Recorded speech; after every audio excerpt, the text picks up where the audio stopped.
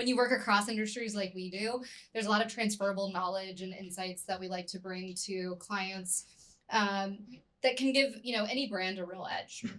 So we're here to share some of those insights. There are 4 of us up here. I'll be somewhat moderating this conversation using those skills that we sometimes use. And I'll start. I'm Chloe Taylor. I work across a variety of industries, including life science and hospitality, helping customers like Marriott, the Ritz-Carlton, and Hilton think through some of their brand and customer challenges. And I'll hand it over to Andrew. Hi, everyone. I'm Andrew Markham. Again, want to echo everything that's been said and just thank you all for coming out tonight. Super excited to be chatting with you all. I've spent really the past 15 years in the consulting space, working at the intersection of growth strategy, brand strategy, and customer insights. And from an insights perspective, it's really always been about getting underneath of what makes people tick, what motivates them, and then as a business, how can we use that to really drive value for our organization? I've worked really across industries, but I spent a lot of time in financial services and the insurance space, as well as sort of the wealth management space, and then a ton of time in the technology space, working for companies like Netflix and YouTube and Amazon. And I'll definitely be referring to some of those experiences as we go through this conversation. I'm Lori Holmes. Unlike my colleagues who are going to tell you how they work in a bunch of industries, I spend almost all of my time working in life sciences, except every now and again I get to do something like yogurt or something outside of that. But I spend almost all my time in healthcare and pharma. I spend my time really across different audiences and therapeutic areas. But the thing that I'm most passionate about is actually early stage products and helping our clients bring them to market. I just think it's a really exciting point in time when clients, early stage, they might be at phase 2. They're trying to figure out exactly what they're going to do to take the product to the market, how they're going to bring the patients on board, the healthcare professionals on board, the payers. And so I help them develop those strategies.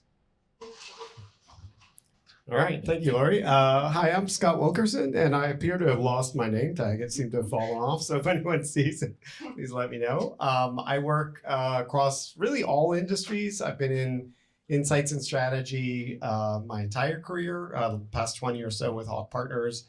But I'd say I've developed a real passion and expertise in the financial services industry. So had a pleasure of working with companies like BNY. I know there's some BNY folks in the room. Capital One, Goldman Sachs, Fannie Mae, and many others. So, and I work across a lot of our service areas, do a lot of work in communications and branding and market opportunity assessment. So happy to be here. I'm also a DC native, although I have to say after last night's game, I think I might be a Knicks fan. So go Knicks. Hard to follow that one. We do want this to be a dynamic conversation, so if you do have questions along the way, feel free to raise your hand, and Simone and Steph will help us kind of navigate that. We'll also be asking for questions at the end if you prefer to do it that way. So let's get started. I want to start with personalization. It's one of those concepts that gets used so broadly as a term, it can almost lose its meaning because it's used so broadly. Everyone nods along when it comes up. I saw some heads nodding already. But what does it actually look like when it's done well? So Andrew, you mentioned you've worked with tech clients. Those obviously are genuinely some of the first movers in personalization. Tell me a little bit about kind of what does effective personalization look like, and where are you seeing it best? Yeah, definitely. So when I think about my clients, and in particular Netflix, they were sort of one of the first movers in this personalization space. And so for the past 15 to 20 years, they've been really serving up and recommending specific movies, shows, and content based off the viewers' past behaviors, based off of sort of how they compare to other viewers, but really trying to drive as deep of engagement as possible based off serving up this personalized content. Over the past several years, they've even gotten even stronger at that. And so every single person here, if you have a Netflix, your profile is 100% unique to you. It's personalized to you specifically based off of that history and based off of their understanding and knowledge of your viewing patterns. And again, it's really to drive stickiness and to drive engagement on the platform and sort of that overall loyalty. That's sort of from a member perspective, and naturally that requires a lot of first-party data in order to empower that. But I think maybe what's more interesting and more applicable broadly is how they've applied personalization to their non-member population. And so I think about a few years ago, we were doing messaging work for them, helping them to understand what messages are going to be the most resonant. And they actually took those messages, took those value propositions, the ones that sort of rose to the top in our testing, and put them in market on places like YouTube and Meta to really understand dynamically which of these are going to be, are people going to most respond to? And again, based off that individual person's behaviors, their attitudes, et cetera, and the third-party data that they have, they would actually serve up a unique message and a unique ad based off of sort of that knowledge and understanding. And then I think about sort of their sign-up page. When you go to sign up, based off of their understanding of you from a third-party data perspective, you're going to see a different value proposition. You're going to see different benefits that the product has, again, tailored to you and your underlying needs, trying to drive sort of that acquisition and stickiness. And so both from a member and non-member perspective, they're really applying this personalization. And it's always, again, in the service of driving stickiness, loyalty, or stronger acquisition rates. Thanks, Andrew. Yeah, that's interesting. I think when I think about financial services, they're probably not as cutting edge, or at least like as early mover as some of the companies you mentioned. But it's definitely interesting because I'll start with the B2B space for financial services. Maybe 5 years ago, like in the B2B institutional investor world, like personalization from your relationship manager was like, they know your name, right? Or they might know your spouse's name or your birthday, but like that was sort of the limit of it. Now in the B2B space in financial services, a lot of these companies are investing in these what they call mission-driven platforms. So they're these platforms that, if you think about the audience of financial advisors that may have hundreds or even thousands of clients, right, and they're meeting with them regularly, it's near impossible to keep track of everyone's individual needs, right? But these AI-driven platforms are now able to, right at the point of conversation, serve up recommendations and ideas and content based on that client's specific, either their investment profile or their portfolio or their positions in the market or what's going on in the market. So I wanted to call out one of our clients, BNY. They recently rolled out this Wove platform, which does exactly that, which is really cool, and in that space, kind of really cutting edge. And then also like JP Morgan, Morgan Stanley, and others are developing these AI augmented coaches really for financial advisors that do similar things. So it's really about inserting personalization at the point of conversation. It's pretty interesting because in pharma, there's some of that same regulation that you have to worry about. So obviously personalization on the patient side is pretty tricky. But one of the things that's really, a statistic I find really interesting is that healthcare professionals get around 3,000 pieces of digital communications from pharma companies a year, and they engage with between 2 to 3% of them. And so obviously, that's a real challenge. And how do you overcome that challenge is really important. And so what we have started seeing pharma companies do is what they call next best action.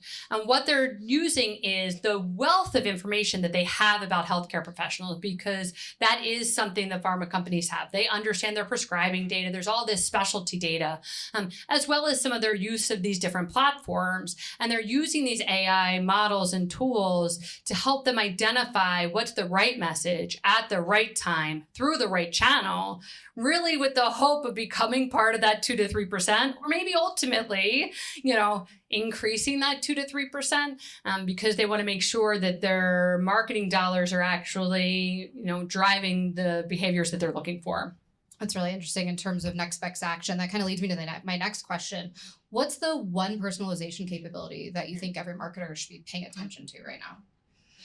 I mean, one of the things that's really interesting right now in pharma, when you think about the ultimate personalization, it really is, what is the right prescription for this patient, right? And I mean, you can't get more personalized than that. And so what's interesting is that in the past, pharma companies have really parallel path. They've been looking kind of at the patient and then separately at the healthcare professional and building campaigns separately for those two audiences. What we're now starting to see, which is really exciting, is that they're actually building these messaging ecosystems to allow that point when that conversation is happening, that the patient and the HCP are now coming with the same information. So it's not that the patient is just kind of a passive, rider in that. They're actually an active participant. And because of this ecosystem that's being built in messaging, they're prepared for the conversation that they're having at that point, which is just interesting when you think about other industries that can, that are more complex in the decision making, to be able to utilize that same thing of how to ensure that all parties actually that are involved in that decision have the same information that would be useful. Yeah, I would sort of build off that from a messaging perspective and say, look, you don't have to be setting on the first party data that companies like Netflix or Amazon have in order to drive this personalization, right? There's a ton of third party data out there that's available that you can start to understand and profile these customers and potential customers, and then working with platforms like Meta, like YouTube, and others to actually personalize messaging, build modular messages, right, that connect with who those people are based off of that wealth of information and knowledge that's available. And so don't feel like you have to have a treasure trove of data in order to do personalization, at least in-house. You can start to partner with other organizations that do have that available such that you can drive personalization in a meaningful way that connects with the humans that you're trying to target with your ads and your messaging. Yeah, and thanks, Andrew. I just want to build on Lori's point a little bit about marketing to multiple audiences, stakeholders, and maybe nerd out a little bit on the NBA next best action concept. So I know we have a lot of folks in the room with like pharma and financial services, like heavily regulated industries. I think what's unique that financial services has done recently is when you think about what's the next best thing, which is really like, what's the best thing we could offer this customer? Or what's the most compelling thing we could say to this customer right now? They've taken that, but in a totally, regulated environment where you can't just say anything, right? They've built into their data architecture and their data infrastructure all the compliance frameworks. So it's not like, what can I say? It's what am I allowed to say to this customer based on what I know about them and what I know they need. So they really shortened the cycle and made their personalization a lot more scalable because of that kind of baking in the compliance stuff. Now we can't have this conversation without talking about AI. Scott alluded to it earlier. We're going to skip over the part where we all agree that it's important. We know that. And get a little bit more specific. So I'm curious, kind of what would you all say is actually shifting in how we think about marketing strategy via AI, and what should we be paying attention to? So one of the things that's really interesting in pharma, I mean, as we all know, everybody's talking about AI. You can't get away from it. Every, boss is saying, how are you going to utilize AI? How is this going to change what we're doing? And obviously in pharma, there's a lot of things like R&D. Huge applications there. But in terms of the marketing, one of the shifts that we've seen in the last truly 6 months is how much patients are using AI to get their information. I mean, a year ago when we would say, where do you get information? They talk about Googling things. You have, all of the physicians saying, oh, Dr. Google, rolling their eyes about it. But now what we're hearing is actually patients saying, I use AI. And that they're having conversations with AI as they're going to talk to their physician or as they get diagnosed with things. And what's really interesting is not all information out there is optimized to be read by AI. So one of the things now that's so important is that the pharma companies are really thinking through how to move some of their money, not all of it, away from search engine optimization and really to make it about optimizing their content to ensure it's being able to be read by AI, because if not, they're truly invisible. Patients are going to get served up information and they're just not going to be part of that discussion because it's no longer getting a list of links. It's literally just, here's your information. So it really is a shift in thinking that's less about, not that there's not opportunities to can you make me the marketing content, but it's more about how do we ensure the information that we're being put out there is optimized to being read. Yeah, I would sort of build on that point as it relates to sort of the search functionality. With clients, again, like Netflix, they've actually integrated LLMs into their platform such that rather than searching for a specific title or a specific genre, you can just say, I'm in the mood for this type of show or this type of movie, and it'll return a search result that reflects sort of that mood, right? And what you're really looking for. Again, in the service of driving deeper engagement and more viewing hours with their end customer. The other thing that I would mention is just maybe more from a marketing operations perspective. Companies like Amazon have integrated AI such that their customers, their clients, are able to build ads, they're able to build messaging, they're able to create videos that attract the end customer in to really buy their products. And so they've been able to use AI in a really meaningful way to give these tools to smaller brands and smaller companies to be able to create creative that truly connects with their end customer. I wanted to ditto on both of you that yes, in financial services, all our clients are hyper-focused on the AI optimization as well, because investors are making decisions based on AI searches, just like patients, right? I'll chat briefly about agentic AI, because I know that's a buzzword everyone's hearing about and talking about. And I mean, just to be clear, agentic AI, as opposed to other forms of AI, is where the AI actually, instead of acting and having a human approve the steps, AI actually executes it end to end without human approval, right? So not all the things we've been talking about tonight have been agentic. But one example of a company that's doing it really well is Capital One, who's also a longtime client of ours. And they were sort of founded on the premise of using data to serve their customers in a personalized way. But what they're doing now, they just acquired this company called Velocity Black, and it caught my attention.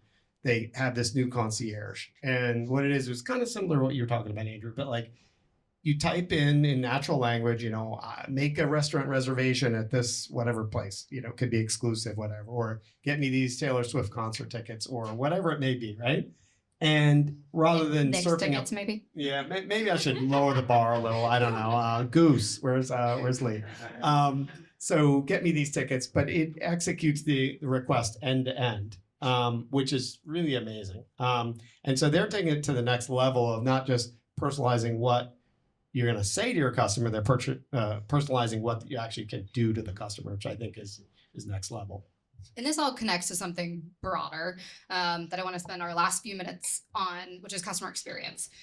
It's more and more that true strategic priority for brands, not just maybe a service standard or a department on an org chart. Curious kind of what you would say that shift looks like and what you've seen.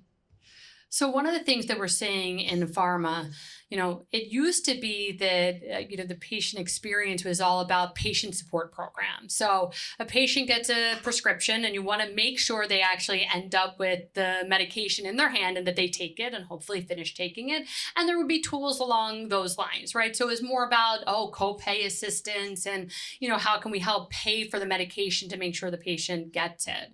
But what we've really seen is a shift away from this product focus to really have an experience focus, and that these companies are getting involved way before their brand actually might be on the table for the patient. So whether it's that they're a third line brand, but they actually are getting involved at helping patients, when they're getting diagnosed and giving them information and helping them have a conversation with their physician.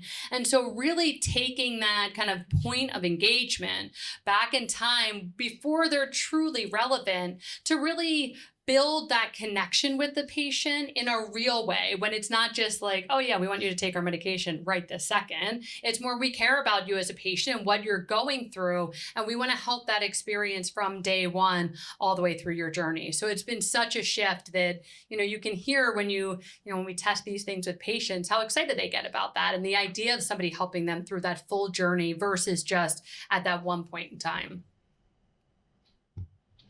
If I have to think of a financial services company where the customer experience exemplifies the brand, I'd have to say American Express.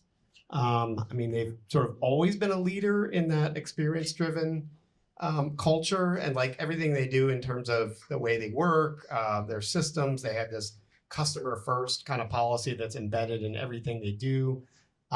It really comes through, and it like an example is they're just relaunching their Platinum card in 2026, and they're sort of doubling down on the experiential part. So access to exclusive events and airport lounges, which you're near and dear to. They even have a new, I haven't checked it out yet, but a new pilot in Vegas. It's called the speakeasy inspired sidecar lounge. So if anyone's in Vegas, check it out.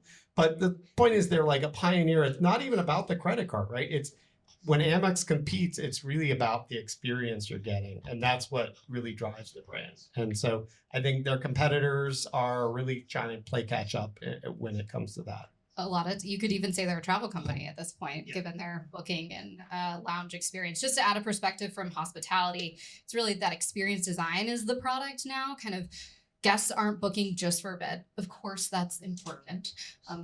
Can't have it without a bed, but they're buying a feeling, right? From the minute they're going on that booking website or app or whatever it may be, or calling Amex to the very end product.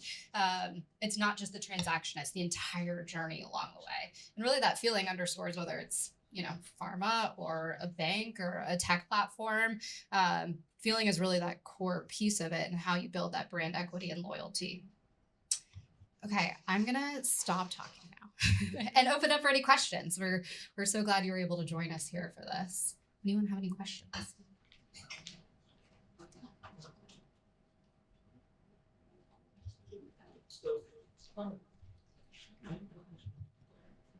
So I'm gonna double click on this on.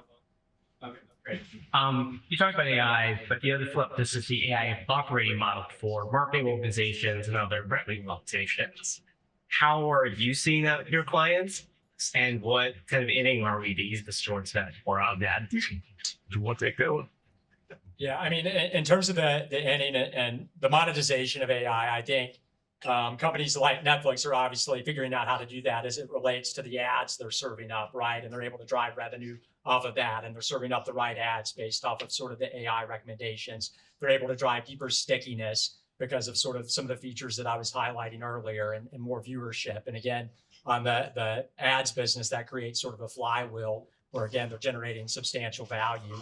We know even just like AI used to, from a personalization perspective, is driving 7 to 8x ROI in terms of what's spent on that. And so it's adding tremendous value to organizations, but I think it's still in the infancy of being adopted really across industries and across clients. And so in terms of actually seeing the monetary value of AI, it's probably more, you guys can correct me if I'm wrong, but more in the tech space in terms of where that value is actually being delivered today.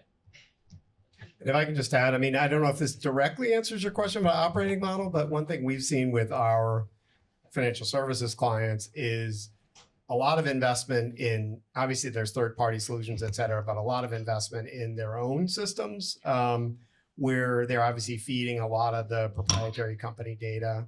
I think I can mention this. BNY has a tool called Eliza, which is, if you're a fan of Hamilton, you'll get the reference. But if you talk to some of the BNY folks in the room, like a lot of the marketing, a lot of the strategy work, a lot of the work is being, I'll say, pressure tested via this Eliza tool. And they're figuring it out, frankly, but they're all figuring it out, right? But they're trying to figure out ways in which they can utilize these types of systems for efficiency gains, for value gains. And yeah, I mean, so it's really impacting all sorts of operations, if that helps to answer your question. Yeah, I feel like I read a lot about how like there's, you know, investors, executives, people in tech see AI one way, and then consumers see it a lot less favorably. Like, one, are you seeing that kind of come up in your clients and the research you're doing and just that disconnect? And two, like, is anybody doing a good job of bridging that, like using AI more and more, but still kind of, you know, not having consumers recoil at that? I can take an initial crack at that, but I know you all are going to have maybe different perspectives. I don't know. I was going to answer your question by saying, yeah, I mean, everything we've read is that clients are investing all in, right? But the productivity gains, I just saw something this morning, productivity gains aren't realized as much as, you know, the promise, right? So, but I think that's not going to dampen investment, and the corporations that we're working with are going to continue to invest. I think personally, this is my opinion, but I think there's a big backlash coming on the consumer side. And it'll affect a lot of things, social, political, economic, everything. And I don't know, we've seen some of that in our work, but I haven't had it in my direct projects, but I'm curious what my clients are saying. But I'm definitely seeing it, and it's sort of like, I think, a wave that's coming on the consumer side. I mean, I think what's really interesting to your point, I can't think of a client lately who hasn't said, from above, they're saying you have to figure out how to use AI. Does that make sense? How can we do it? How can I show my boss I'm doing this, even when I'm not sure if it's the right thing to do? And there is, I think, what's interesting is all of those people dealing with that are also end consumers of all these other things, and they know where that pressure is coming from. And it's this attempt, a lot of times, focusing on the cost side of things, right? When we're getting that question, it's so often about how can we reduce the costs? And I think that there is a backlash to that idea, but I think where consumers are embracing it is in these ways that it's providing information that they weren't able to get before, or that we weren't able to get before. But I think there's also this kind of, can I trust it? Can I not trust it? Because this is a type of technology that it is, to the question about kind of the inning we're in, it is so much in its infancy. And typically it takes so long before these things get to the consumer's hands. Like, GPS, it was utilized for so long before we all got to use it. But AI, it's like, here it is, before it's been fully tested. So I think you hear a lot of that day to day of the struggle with consumers. I'm not sure if there's going to be a backlash, but I think it's more everyone's just trying to figure out where they can trust it, where they can embrace it. And we do hear that from the consumers. We do see them wanting to use it. There is an ease to it. But I think there's also this question about what's the motivation behind it sometimes that we are hearing some of those tensions about. I was gonna say, I think we've heard some healthy skepticism on the consumer side. One analogy to the infancy part that I heard was someone likening it to AI right now is really a flip phone, but we're expecting it to be an iPhone, and how that tension is, which I think is a great way to kind of think about it, and how consumers are consuming it.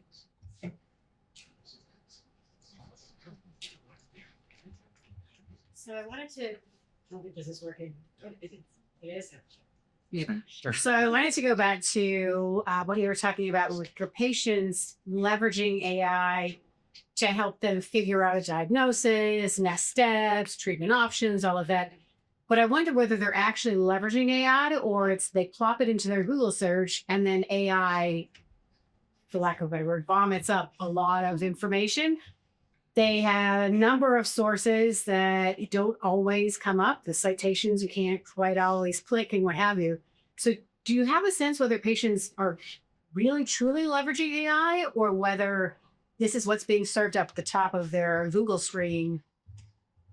So it's interesting. We do see both. We hear both of that, right? So sometimes we hear, oh, well, now when you Google something, you get the AI answer. Other times we are hearing specifically people using ChatGPT or Claude and actually having dialogues. Literally just 2 days ago, I was having a conversation with a patient. They're like, I love it because I can go back to it and I can ask it a follow-up question days later, and it already knows the things that I've asked before and what I'm interested in. So again, in a surprising way, because it is so new than even months ago where it would barely come up. Now it's truly an ongoing conversation and dialogue. This person's like, oh, and then I saw my doctor and I got back on there and I asked it some follow-up questions based on what my doctor was recommending. So I do think you have both sides of things. You have some people where it's more just like, I want to see what it says. I want to see if it matches what I've heard, and other people who are having, full dialogues and engagement with them. Thank you.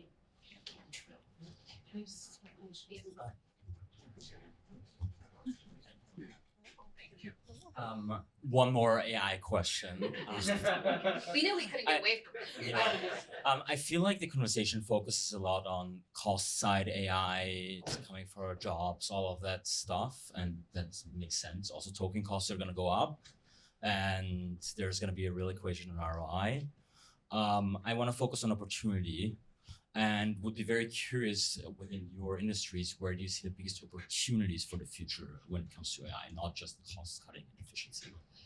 I mean, in the pharma space, I mean, similar to actually what Scott was talking about in terms of loading all of your kind of materials. And every time we do research now, clients want to have transcripts and all the data to feed into their AI tools. And one of the things that we're helping clients build, and sometimes are being built in-house, are personas, right? So building patients that not to make decisions on, right? Because especially in with some of the more rare diseases, they're not there yet to make the ultimate decision on, is it this message or that message? But in terms of optimizing, what you then are going to test with real patients is the thing that's that we're seeing a ton of right now.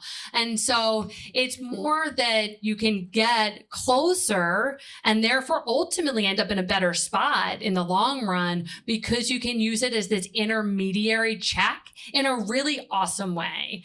So that's one of the ways that we're seeing it in pharma, and that we love helping our clients build, because it's kind of fun, right? It's like, hey, let's, have a conversation with our personas and see what they have to say. And it's just, again, giving insights where typically insights wouldn't be part of that step. And to be clear, did you mean our industry as in insights and strategy, or you mean our respective industries? Respective industries. Okay, I can add one for financial services if it helps. I mean, I think I won't say what I said about agentic AI, but I think that's a huge opportunity in this idea of having an agent that could actually execute decisions for you once you've made them, have huge implications for trading and for banking and all sorts of other applications. I also think just like on the information side, like you were talking about, like there's a million acronyms for it, but LLM optimization, whatever. Consumers getting information from LLMs to guide decision making. I mean, if you think about investing, in a way, it does sort of democratize great investment advice, right? If you believe the AI's advice, which, I think like physicians, like everything else, like stock pickers are going to eventually probably be threatened by these sorts of things. So I think it is a great opportunity in the sense of, like, if it's used properly, like to democratize everyone being able to be a great investor and make the right financial decisions. So I'd say that's a big plus side opportunity in financial services.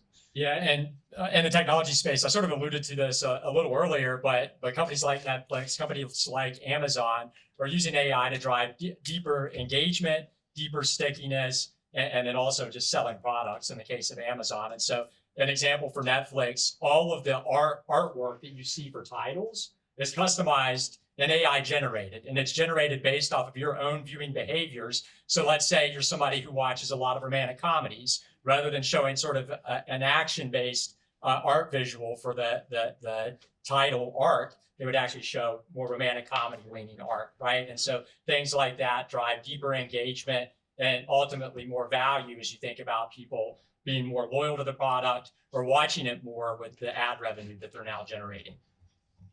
And Andrew, can you make it so my kids will stop messing with my profile picture? I was going to say messing with your feed. I have a 5-year-old. It's really, Netflix doesn't know what to do with me.